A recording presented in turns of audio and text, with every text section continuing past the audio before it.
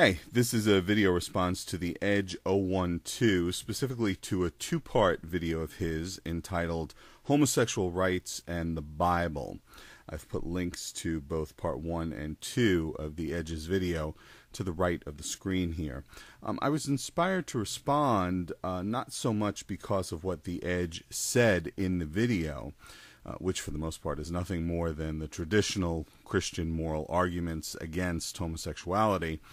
No, what got me to respond was a final note that the Edge put in the description box to the right of his video. It says, final note, the great irony in this discussion is that Christians are often being asked to tolerate homosexuality even though we view it as a sin, yet our beliefs and opinions on the very subject are often not tolerated at all. I've heard a number of Christians make a similar claim, and, well, it seems to demand a response. Tolerance refers to allowing for disagreement. For example, to recognize that it's permissible for people to have different beliefs and or different practices from one's own. It comes to English from, in part, the Latin word tolerantia, which denotes endurance or patience. Now, I'm perfectly willing to tolerate, and in fact I do tolerate, the fact that there are Christians who believe that homosexuality is immoral. In fact, as a good liberal, in both the classical and contemporary senses of that word, I say Christians who believe and preach that are exercising their freedom of conscience and their freedom of speech. In other words, they have a fundamental right to believe and to preach that homosexuality is immoral. But here's what tolerance does not get Christians who regard homosexuality as immoral.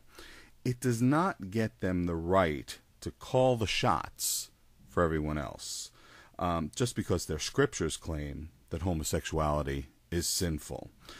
The border of tolerance, and it's a bright line border, is where the belief begins to interfere with the exercise of my rights. So, for example, tolerance does not mean that Christians who may have moral objections to homosexuality get to decide whether I may marry my partner. It doesn't mean that such Christians get to decide whether my partner and I will be able to adopt children, and so on. Tolerance is not a license to control or to oppress. If someone believes that homosexual activity is morally problematic, then he or she should avoid it. Live and let live. Someone believes that marrying someone of the same sex is sinful, then he or she should not enter into such a marriage. I'm all about tolerating that view and conduct, and such people are free to share their beliefs with whoever is willing to listen. Though I should note that I have no obligation to indirectly subsidize that preaching through the tax exemption that churches have here in the United States and in other countries. I'd repeal the religious tax exemption in a New York minute. So I'm all about tolerance. Believe what you want, say what you want, but I will not countenance interference with the exercise of my rights. I'd be interested in hearing what the Edge regards as tolerance of his beliefs about homosexuality. If by tolerance he means his beliefs dictate the way the rest of us live, and what is and is not legal, he's not looking for tolerance. He's looking for control. Thanks a lot.